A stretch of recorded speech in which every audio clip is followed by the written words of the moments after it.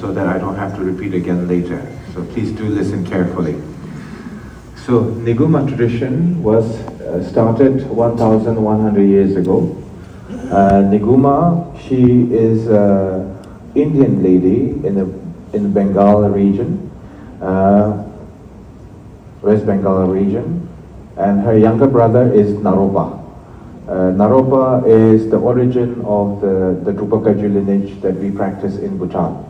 His sister, some historian, they say, oh, she is a niece, a consort, all of that. So it's always have a different version of it. But in our Shampa tradition, we say she is the sister of Naropa. They had a similar teacher in the beginning, but then they went in a different ways in terms of their lineage and practice and so on. She's an enlightened Khandroma. So now, let me repeat that one more time. Many people nowadays, they think that Khandroma, right? They think the Khandroma has to be someone that girlfriend or the wife of Rinpoche, or someone looks very pretty and beautiful, knows how to behave in a religious event, and knows how to hold the mala, so pure, no attachment, but expensive bag, but very spiritual, but expensive earring. No attachment, so compassionate, full of makeup. That's what people think, and they think that it has to depend on someone.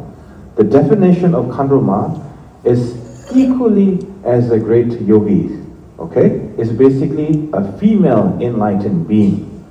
It does not mean that you have to depend on a partnership. It does not mean that you need to have a Rinpoche as a partner or anything like that. Female Khandroma is basically a Rinpoche version, but in a female version. So please understand that. Otherwise, we have a lot of cultural misunderstanding. So when we say Khandro, it does not mean they have to get married. If they want to get married, it's their choice, but it doesn't have to associate with that, because there's many Khandro who live like a nun, or those who have a family, or those who don't have a family, but it does not depend on having a partnership with a Rinpoche. So the Khandroma can be a person who is equally highly realized being as a Druku or Rinpoche, just for your general knowledge, okay? So the NIGUMA is Khandroma, okay? So NIGUMA is a Khandroma that exists 1,100 years ago. Chungpo Nanjor, he was a Bempo practitioner before, until he was 50 years old. He came to Nepal, India, and then at that time, he received teachings from NIGUMA. And before he found the NIGUMA, he was asking all the other masters that how can he find this Yishi Khandro, Yishi Khandro NIGUMA. And they said, if you have a pure mind, you find her everywhere. If you don't have a pure mind, wherever you try to find, you cannot find her. So I think that is a very beautiful teaching. Because we say that, oh, I need to find a guru, I need to find a master, I need to find a guru, I need to find a teacher. We always talk about it, we always discuss about it.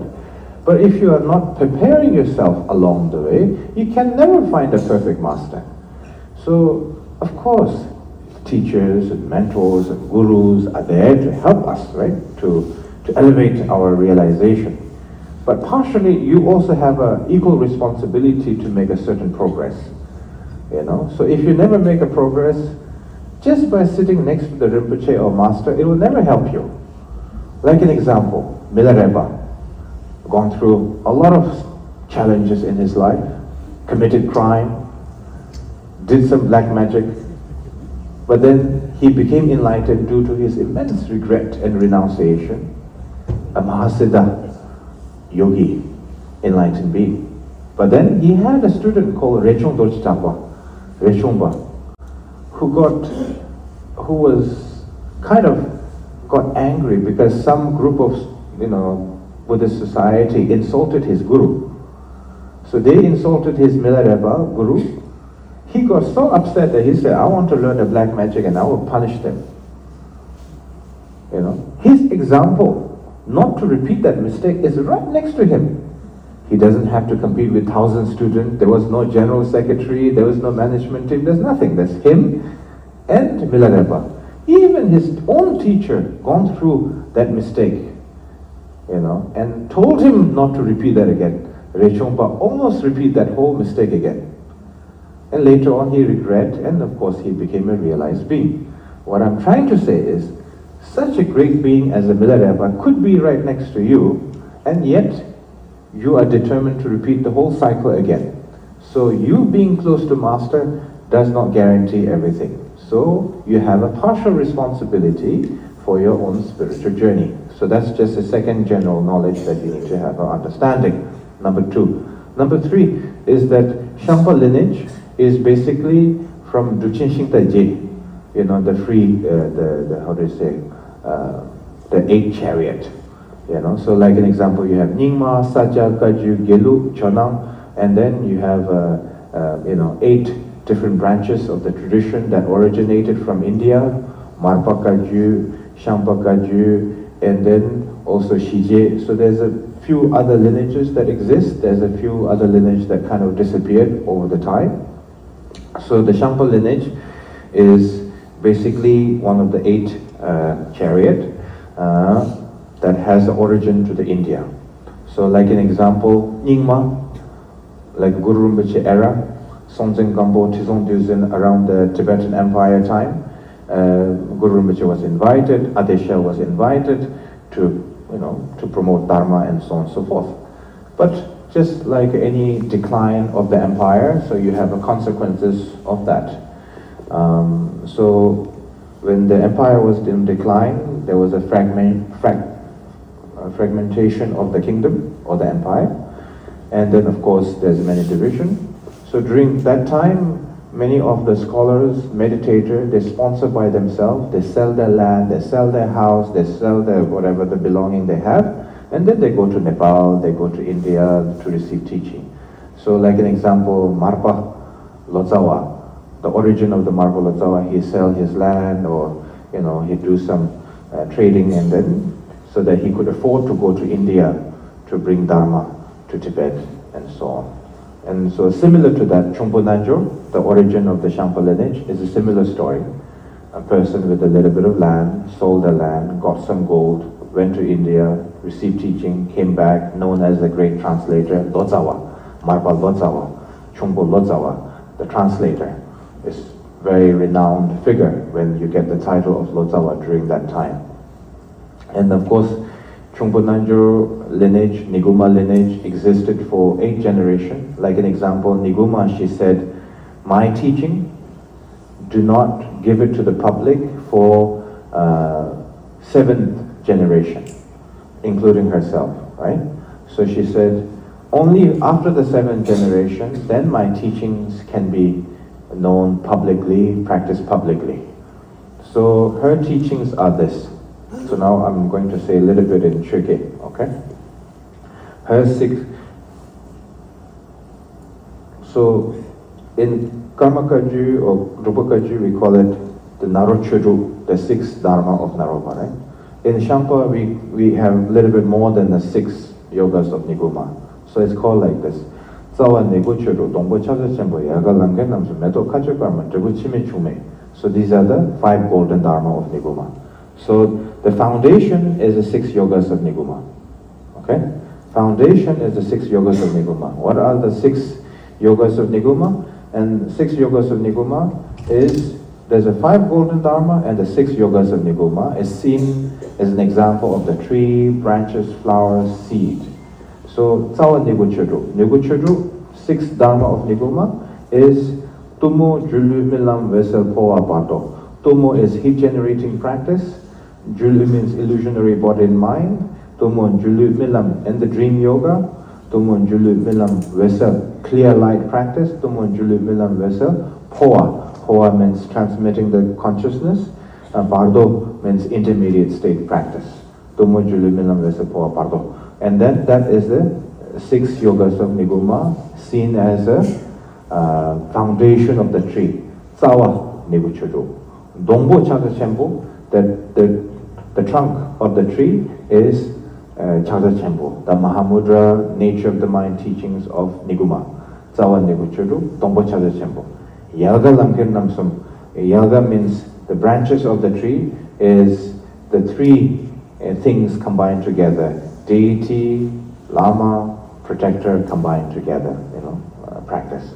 Lamkir Namsum, Tsawa Niguchudu, Tombo Yalga Lamkir Namsum, Meto Kachukarmar. So the flower from the tree are the red dakini and the white dakini practice. Seed within the flower is Drebuchime beyond death practice. So these are the 5 golden dharma, and then including with the 6 yogas of Niguma. So that's that. And after the 7 generations of lineage holder in a very private, that is not mixture together, and then it spreaded throughout all the different traditions. And then previous KALU Rinpoche, he promoted the Shangpa lineage back in the 70s, and he was the first master who allowed a Westerner to do 3 years retreat in France in the 1978, and then giving them the title of Lama, female Lama, male Lama, and then putting them as a resident Lamneden, throughout the centers. And then, so that's that. Now the second question that you have asked, like by practicing Niguma Yoga or by practicing this or that deity. If you have a foundation in place, Jamdo, Semke, Jamdo means refuge to the Buddha Dharma, and then Semke, by practicing this, or even the 6 syllable few times, even in the Green Tara a few times, even in the Guru Rinpoche mantra a few times. It doesn't have to be puja or prayer all the time. So, if you have a semke, then with the bodhicitta, that I want to practice this dharma in order to benefit all the sentient beings, sincerely from my heart. And then third, maintaining your body posture, and then with a calm, state of mind, recognizing your distraction, recognizing your progress of your meditation and practice, same mind way, then followed by dedication, and then dedication to all the sentient beings. So long as these 4 qualities are there, whatever the deity may be, it has an equal benefit. Because when we are practicing deity, we believe in them because they are enlightened being, not because we believe in them like a spirit, If we worship a spirit, then one may upset another. They are all the emanation of the Buddhas and Bodhisattvas. So whichever the one that you practice, it does not matter, long as the principal foundations is there. Now, when you say, I practice meditation, or I practice visualization, there's a few qualities that in order to acknowledge, say that I visualize. People think imagination is visualization. It's not, right? So when we say gom, there's a few qualities you have to combine, and that is nang la rangshim meba, sela toba meba, dela shamba meba. Nang la rangshim meba, it means there's an appearance of green tara, but in the very absolute nature of the green tara is emptiness. But in a relative level, there's an appearance of green tara. Nang la rangshim meba. Understanding the very nature of everything is emptiness. But in a relative level, there's an appearance of green tara. Number 1. You following? Yeah? Nang la rangshim meba, sela toba meba. Due to the clarity of the mind, able to recognize the subtle distraction and the ordinary distraction, and then you are beyond the distraction, therefore your mind is very still. Now,